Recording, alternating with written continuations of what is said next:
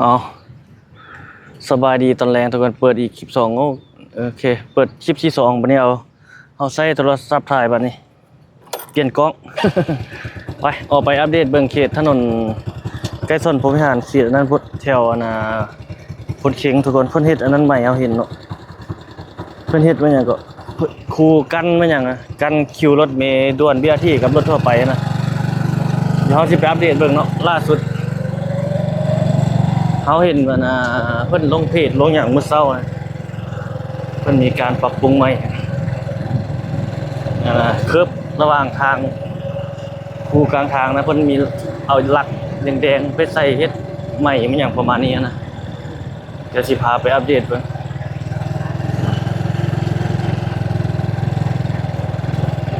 ออกจากท่าหลวงไป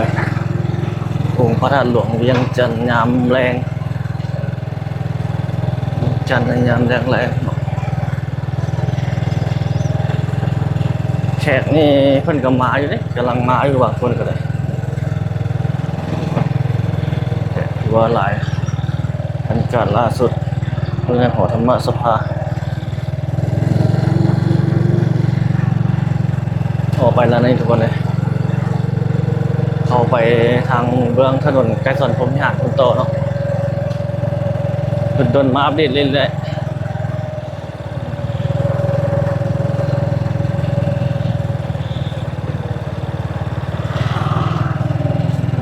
ๆคนนี่มาหลายเดินท่าหลวงอันนี้นะฝนหากระเซ้าตก วันนี้เป็นแรงวันที่26นะวันที่6เนาะเดือน6 2026คนก็จะมาย่างมาเล่นออกกำลังกายแล้วยามแรงมาละเดินท่าหลวงเวียงจันทร์ยามแรงฝนหากระเซ้าตกทุกคนอากาศท้องฟ้าแจ่มใสดีคนมาย่างมาเล่นออกกำลังกายหลายเบื้องนั้นเขาเจ้าขายแนวอยู่แนวกินเนี่ยเบื้องนั้นอาหารการกินนี่สปายซัดนี่เขาจะเอาเครื่องมาขายผักมีชีนาง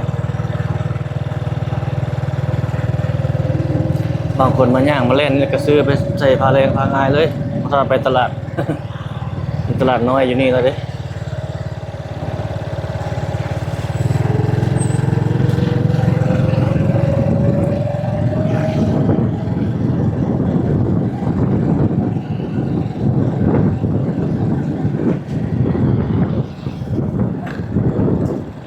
เกี่ยวลงไปทางเบื้องอันนี้พี่เนาะ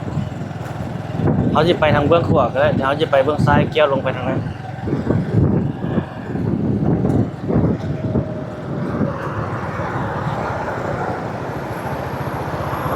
นี่ไปทางนี้ก็ได้คือเดียวนี่อันนี้ก็สดแต่ว่าเขาจะไปทางเบื้องนั้นพ้นมาทางหน้าซูเปอร์มาร์เก็ตเวียดนามร้านอาหารผู้ใดอยากกินแบบ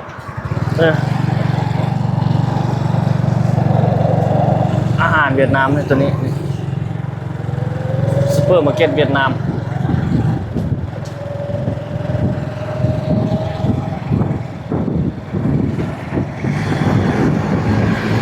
บ้านหนองบอนเย็นนี้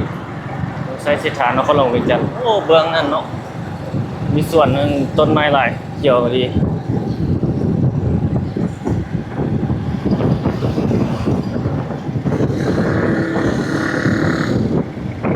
เลี้ยวขวาลงไปถนน23 สิงหาแต่พอฮอดท่าหลวงเด้เลี้ยวอยู่ทางลุ่มพัน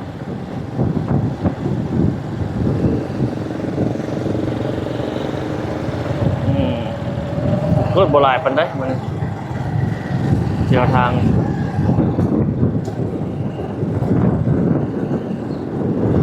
เวียงจันทร์บ้านเฮาในยามแรงข้างหน้าไปซื้อก็ซ่อนฮอดประตูไซด์หมดเลย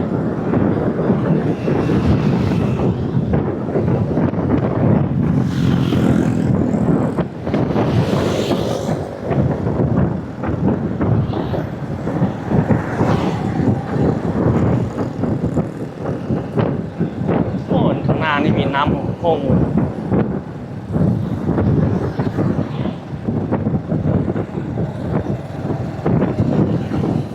รถกับเจ้าล้างตีนรถดูว่าทางหลังเอา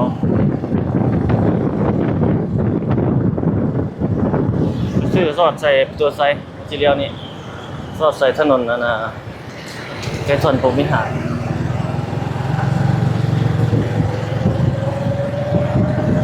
นี่ดูเลี้ยวไปให้ก็ดีนะพูดยากเลยไปนี่แหละทางหน้าเขาจะมีอันนั้นด้วยทุกคนในศูนย์การค้าใหญ่ใจกลางเมืองเลยก็ซุปเปอร์ก็เลยละสินค้าเป็นดังระดับโลกมารวมตัวที่นี่หลายแบรนด์เลยถ้าเพิ่นเห็นแล้วนี่โอ้คนขึ้นสีมาหลายมันอยู่จุดใจกลางเลยเมืองเลยย่างไปประตูไซก็ประมาณ 700-800 เมตรก็หมดทางหน้าเขาได้ตึกจึงมีหนังสือตัวเอ็ม10ตัวนั้นอยู่ฮั่นบริกรเจ้าเห็นใหม่ไกลแล้วมาช้อปปิ้งได้เนาะเป็นดังระดับโลกมารวมตัวด้วยนี่หลายก็ทับพนักงานก็หลายเลยครับดีแกะทีเดียวแต่นั้นซอดใส่ประตูไซคนนั่นหลักแดงๆคนใส่หอดประตูไซคนนี้ทุกคนเนี่ยแดงๆที่คูกลางทางนะ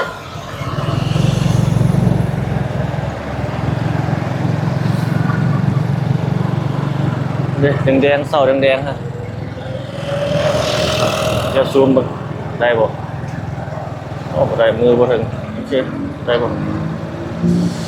ถึงได้บ่ได้หรอบ่ได้หรอนี่ได้แล้วบ่ได้นี่หลักแดงๆนะทุกคนประเทศใหม่เลย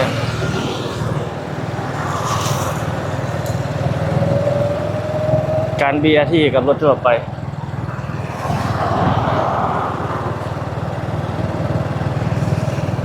ใส่ใหม่เนาะ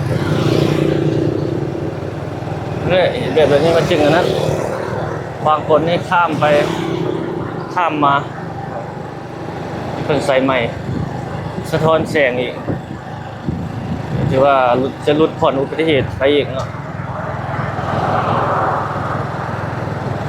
ปรับเปลี่ยนให้เข้ากับสภาพแวดล้อมความเป็นจริง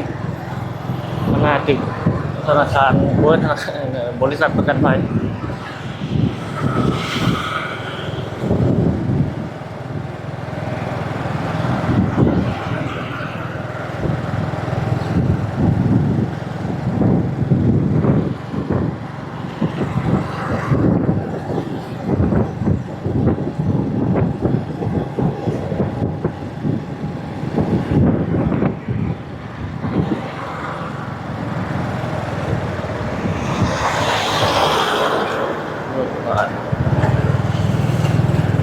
จากนี้มันให้จอดได้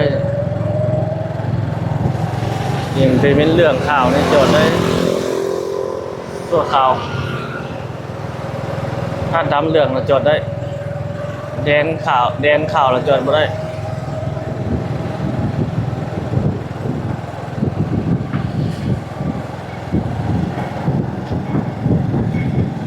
นี่ข้าเจ้ากำลังเฮ็ดอยู่นี่ทุกคนเห็นปะกำลังใส่เราแดงๆติดน็อตใส่เนาะ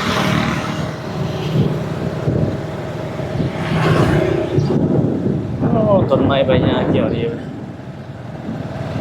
ถนนใกล้ส่วนยาวไปพูดก็น่าจะใส่คือเดียวเลยทุกคนนี่คือปรับปรุงใหม่ด้วยทุกคนไปตัวนี้มาโซดเราเบื้องนี้บนเอามาเมื่อกี้ทางเอามา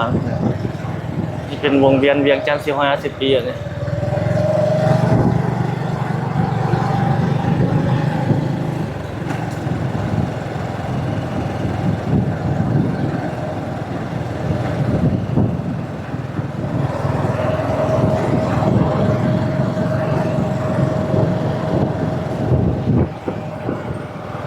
ใส่เสานั้นจะด้านเลยล่ะ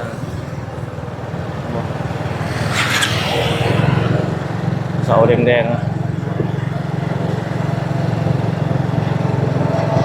นี่เขตบนเค็ง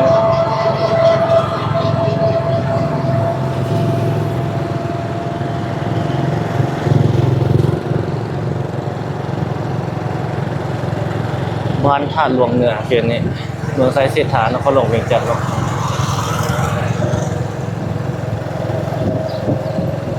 โอ้เป็นใส่หลักแดงๆนั่นหมดเลย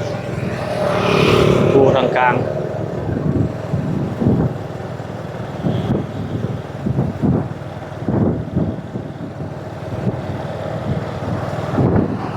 โอ้ทางหน้าไฟแดงเขาที่ไปทันก็ทันที่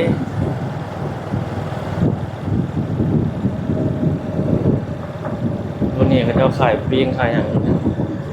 ปิ้งเอ็นปิ้งเอ็นข้าวเหนียว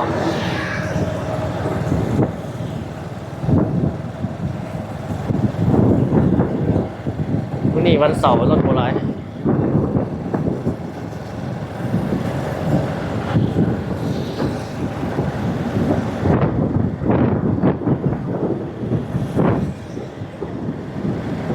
ถนนใครนี่ไปทางหลังคนใส่โอ้แกสอนถนนแกสอนเพิ่นทางอันนี้เป็นถนนแกสอนแล้วทุกคนในทางหน้าเพิ่นก็ใส่คือกัน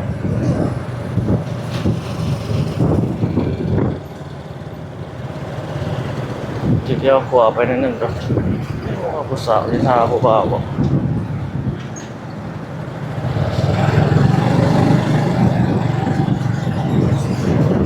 นี่เป็นถนนกำแพงเมืองทางหน้าเอาไปนี่เป็นซอดใส่คนละซอดใส่อันน่ะถนนท่าเรือเอาไปเลยโอ้ทางหน้าต้นไทรอ่ะเลี้ยวกลับที่นี่แหละโอ้เบื้องหน้าเขาเจ้าตัดผมฟรีว่ะ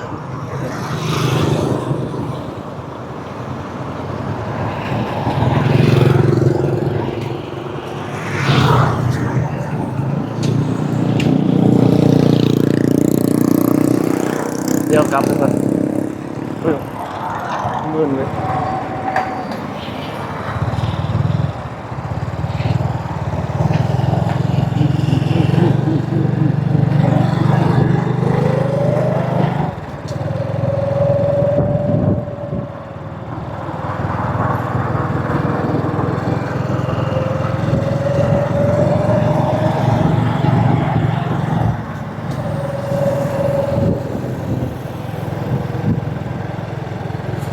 ใส่เสานี่แดงๆหมดเลยอ่ะล่าสุดเนาะโอ้เหินอยู่บนนั้นงามเว้ย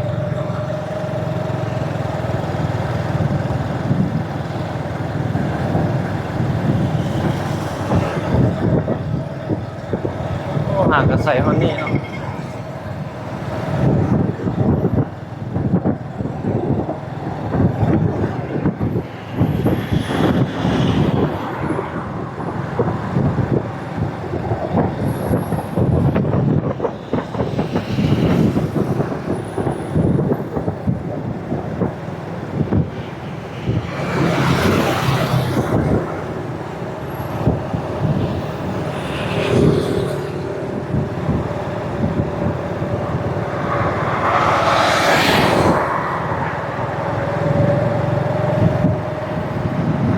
เขาจะเกี่ยวข้ามทางไปบนนั้นได้ปะเนี่ยเข้าไปทางถนนนะเข้าไปทางปวดต้องข้ามจากหน้าเอาเลี้ยวกลับเบี้ยที่มาทางหลัง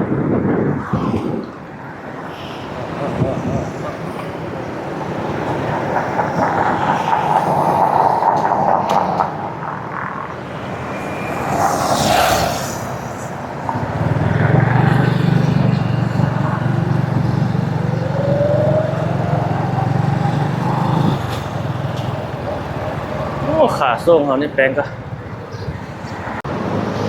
โอเคไปต่อ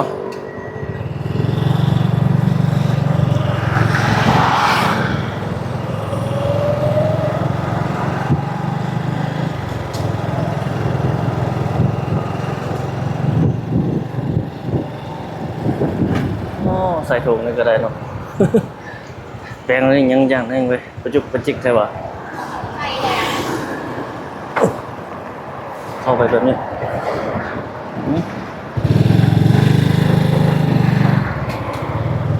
นี่ยังมีทางห้อมเข้าไปพุ่นโอ้ ผมบัวมันสิตันได้บ่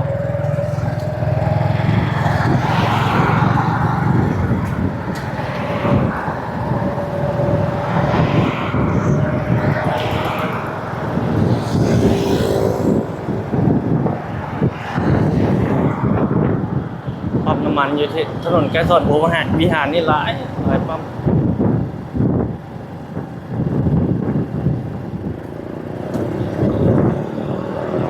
เราจะเลี้ยวนะขวานี่เนาะเข้าไปตรงนี้จะเป็นถนนนะควรพะเนาควรต้องจอมมันนี่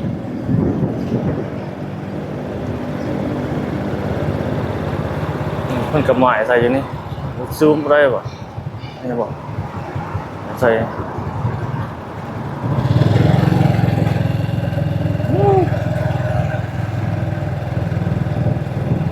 กองอันนี้จากบนหนึ่งเขาเตะเดินไปบนหนึ่ง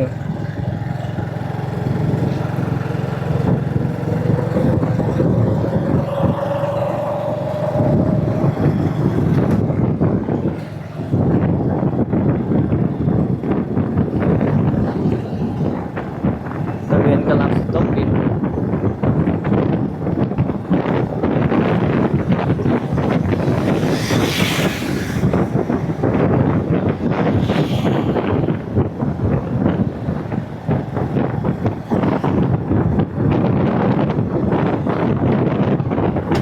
เซเว่นกำลังจะมาเปิดอยู่นี่คือเรื่องของเมื่อกี้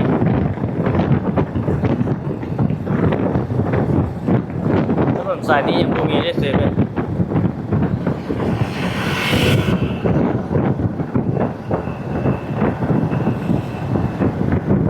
วัดพลพะเนาเขียนนี่ใช้เส้นทางนครหลวงเวียงจันทร์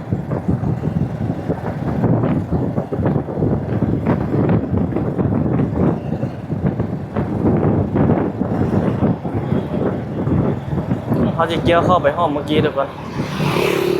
เดี๋ยวกลับกันช่วยว่าเป็นแบบธรรมชาติดีไหมเป็นบ้านๆดีนะรถโบราณตรงนี้ข้ามามือรถหลายโอ้หลายเท่เลย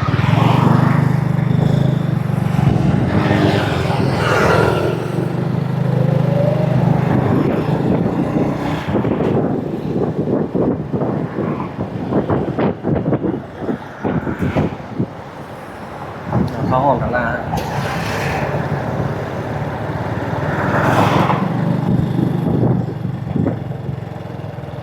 ห้องนี้มันจะบดตันดิน้ำไหลหลังอยู่เลยคนพะเนาใช้สิทธานครหลวงเวียงจันทร์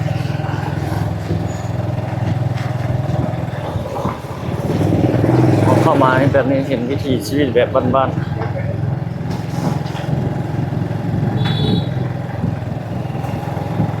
หรือว่ามันสิล่วงไปทางนั้นมันบ่หรือว่ามันสิตัดวันเสาร์เนี่ยเขาเจ้ากินเหล้ากินเบียร์อยู่ยาวอยู่นั้นหลายมื้อเป็นลิ้นนอกบ้านก็หลายออกไปลิ้นนอกเมือง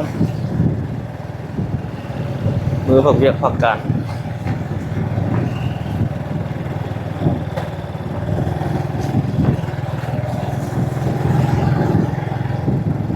โอ้ทางนาเจอกำแพงตันที่หอมนี่ครับเบิ่งคือที่ตันบ่นะพระเจ้ากำลังเฮ็ดใหม่กันนี่หลาย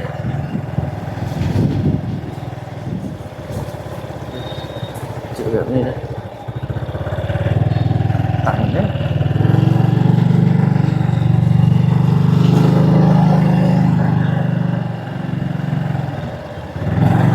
เบิ่งข้างหน้าจะมีทางไปว่าที่โรงเรียนเลย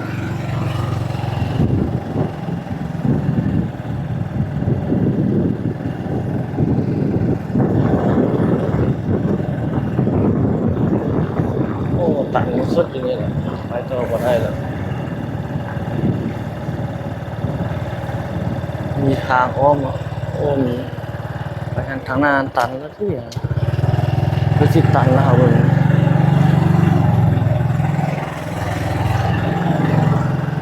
มีห้องมีซอยซอดออกมาให้บ่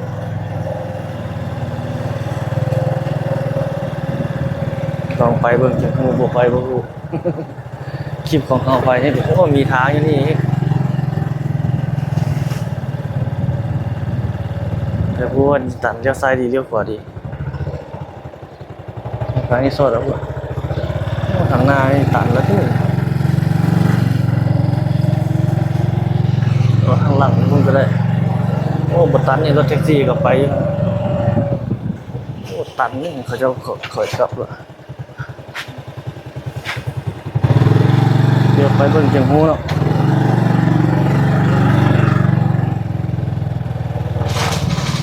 เจ้าดินนี่มาใส่ใหม่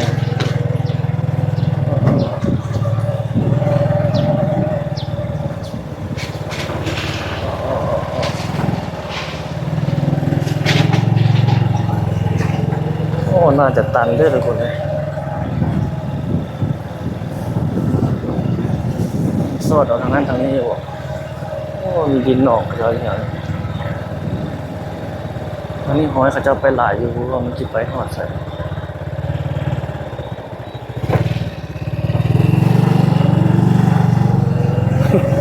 โลบานตันเลย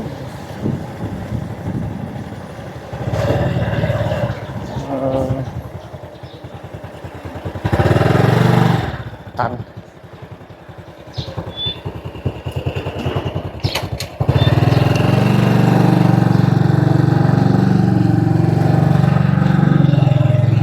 เป็นชุมชนพระเจ้าแถวนี้เนาะเข้ามาแล้วตัดทางนั้นก็ไปส่วนพระเจ้า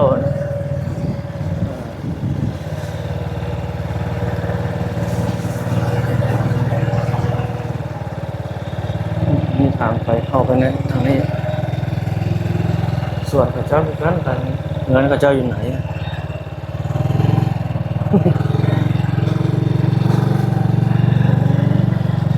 โลบ้านเอามารอบให้มันเห็นบรรยากาศดีเจาะลึกเข้าชุมชนแบบเอาได้เห็นวิธีบ้านๆรอดอยู่ในทางใหญ่ครับบู๊เลย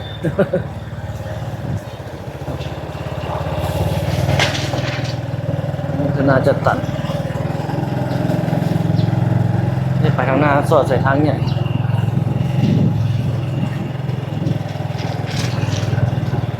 เจ้าขีดมาคอมให้มาใส่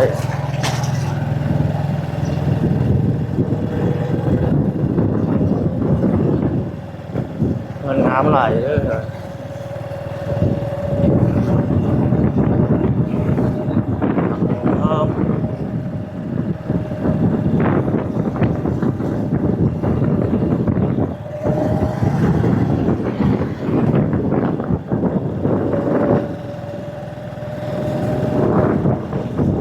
ทางหน้านี่เลี้ยวซ้ายเลี้ยวขวานะคนโอ้เดี๋ยวนี้มีเงินน้ำไหลหลัง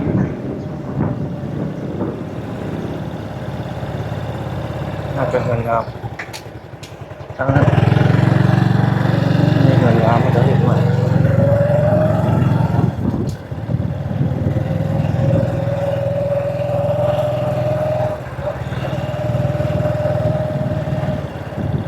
แปลงสูงเอาก่อนทุกคนเป็นยังไงวะมันสดมาแบบนี้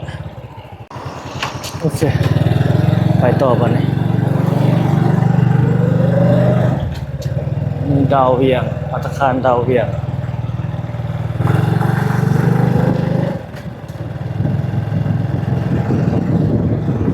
วันนี้มีทางดีทางงามแล้วเนาะทางไปตรง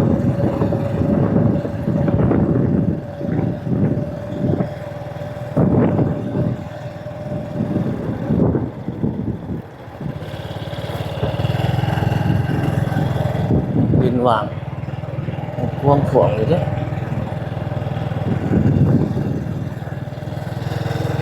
โอ้เงินงามหลายเกียรนี่ในนี้กันอย่างไรบริษัทเขาจะเอา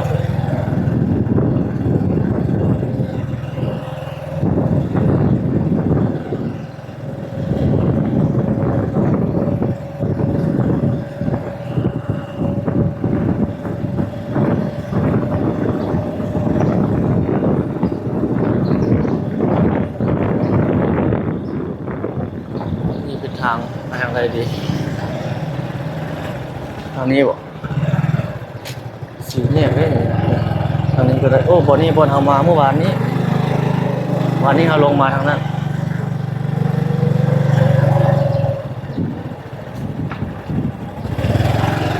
นี่ไปซอดทางหน้าเฮานี่ไปซอดใส่เขตทั้งหมดแล้ว10เตียงเลย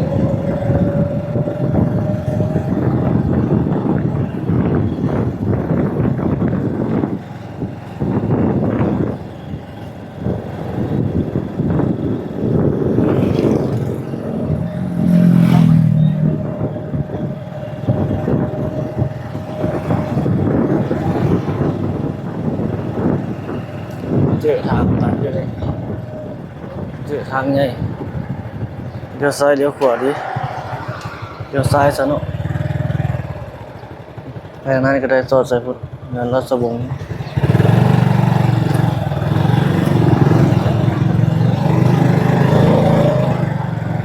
นั่นไม้ตรงเราเดิมนั่นดนเขาเจ้าเฮ็ดมาอยู่ดนกันมีเนี่ยเหมือนเข้าเงินเดิมมาแต่ก่อน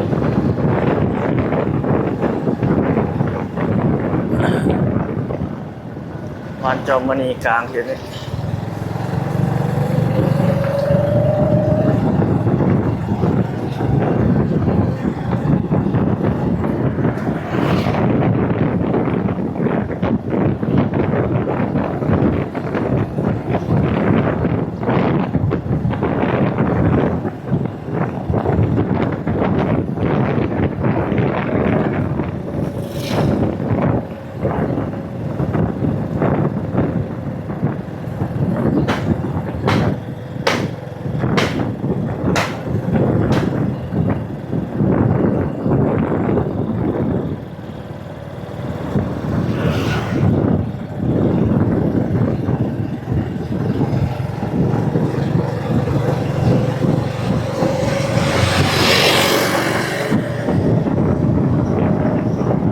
น้ำลายอยู่นี่เดี๋ยวนี้กัน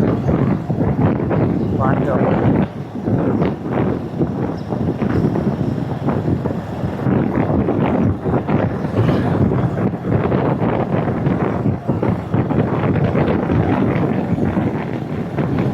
ซอดใส่เขตหม้อนั่นน่ะเขตตลาดจันทร์สว่างถ้าเลี้ยวขวาไปกันถึงหม้อนั้นหม้อ110เตียงนะไปเลี้ยวทางนั้นเข้าไปทางนั้นวะหรือว่าสิลงทางนี้วะลงทางนี้ก็ไปซอดเสร็จหมดแล้วเขตปานสว่างขึ้นนี่เราเลี้ยวลงไปทางนั้นเนาะ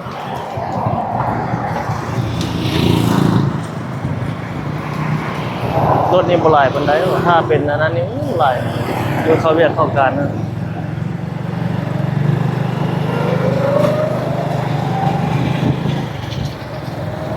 เลี้ยวซ้ายนี่เลี้ยวซ้ายนี่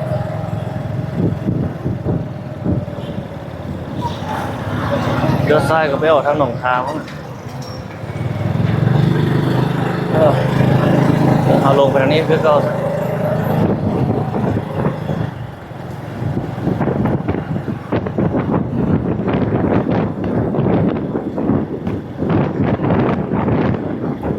โอ้น้ำมันฟ้าขึ้นฝนมาอีกมันสิบ่ตกแล้วบ่เนาะ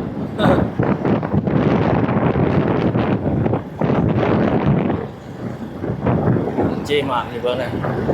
เจมากนี่คนเข้าหลายอยู่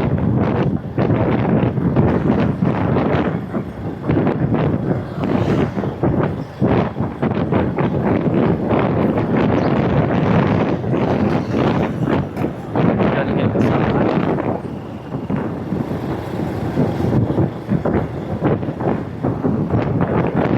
ต้องข้างนางไปทางนั้นเลี้ยวซ้ายไปซอดประตูไซค์พุ่นเลย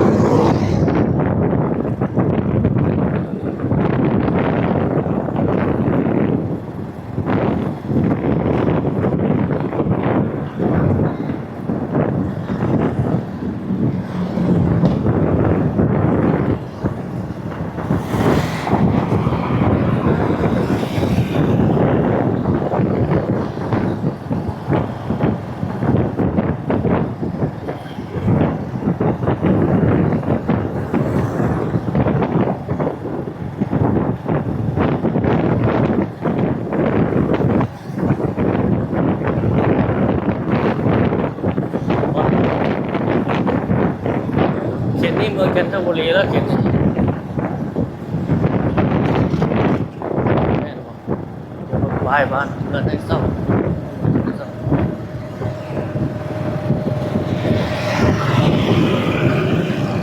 เลี้ยวซ้ายเอาจะมาแต่ทางเบื้องเอามาวัดพุนเทียงคนละคนนี่ทางนั้นนะจะเอามาทางนี้แล้วทอดมาทางนี้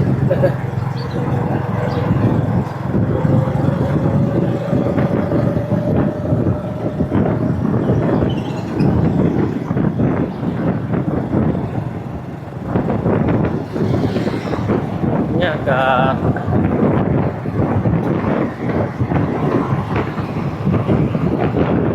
บุญสว่างเกินนี่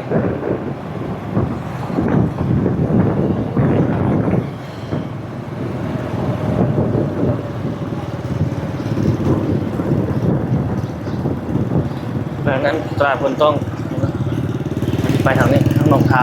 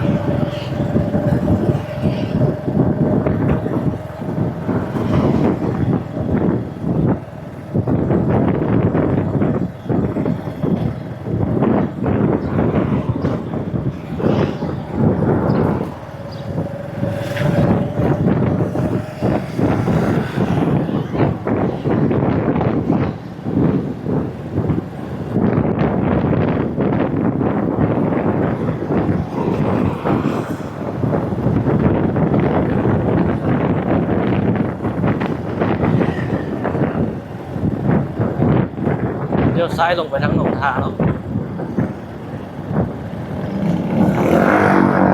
เลี้ยวขวาก็เราผิดเลี้ยวซ้ายก็ไปซอดใส่ทางนั้นเขตหกกันเนี่ยหกกันเนี่ยสินคนนั้นนะออกไปทางนี้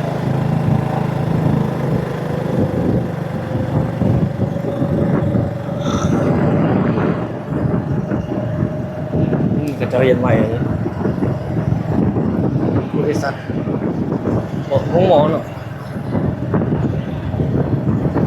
หมอคลินิก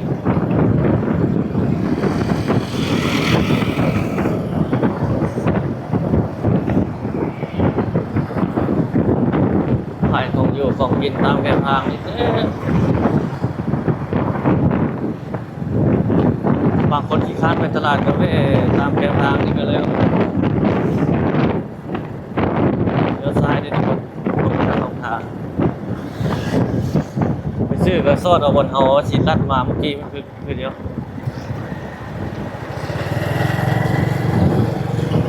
ห้านกระเจ้าไข่ผักตัวนี้นี่คนมาซื้อดีหลายทุกอย่าง 5,000 จิบเต็มทุกมื้อคนมาซื้อนี่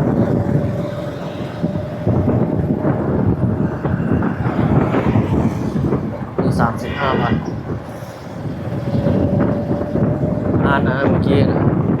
เอามากิน2 เดือนเนี่ยขอบคุณเวียดนามข้างหน้าเขาจะเป็นเขียนของประชาเลยนะ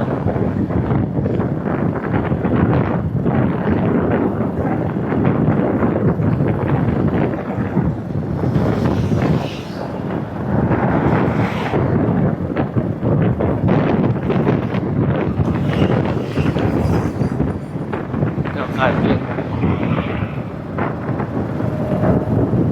เย็น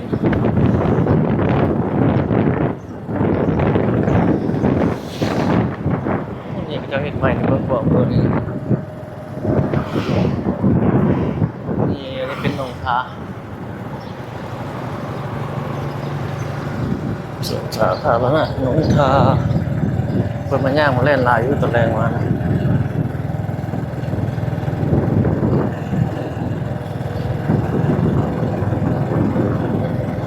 ยาวเลย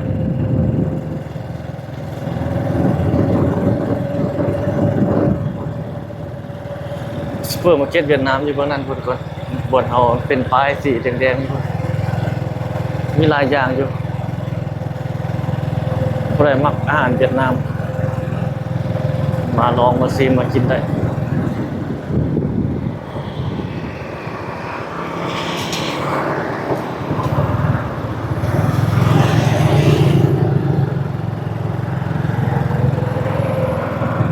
ทุกคนประมาณนี้ก่อนคลิปนี้เนาะขอบใจทุกท่านที่รับชมทุกคนพบกันใหม่คลิปถัดไปสบายดี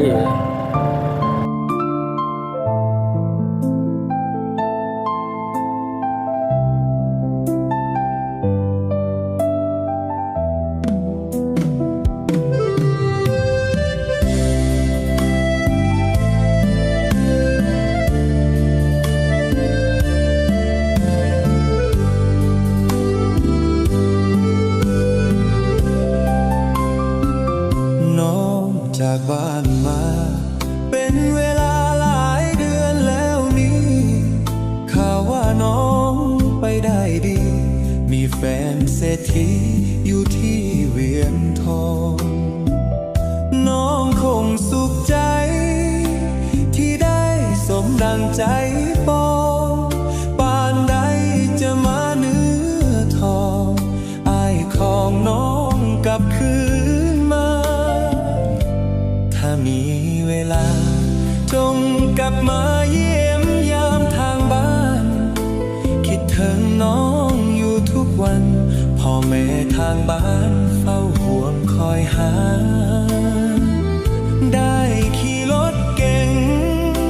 อย่าลืมเสียงเพลงบ้านนาอย่าลืมท้องถิ่นดินนาลุงป้าของเฮาเด้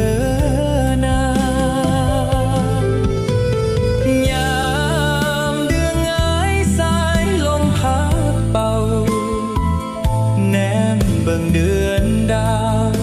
คิดข่าวฮักกับน้องนาอ้ายคนบุญน้อยคองคอยแต่ความผิดหวังคิดมาน้ำตาลิ้นหลังเหมือนดังกระต่ายไม้จันเดี๋ยวนี้น้องสาวกลายเป็นดาวสื่อเสียงดังโกโสมงามผิวพรรณขาวผ่องมีทั้งคู่ของคนที่สมกันหนุ่มนา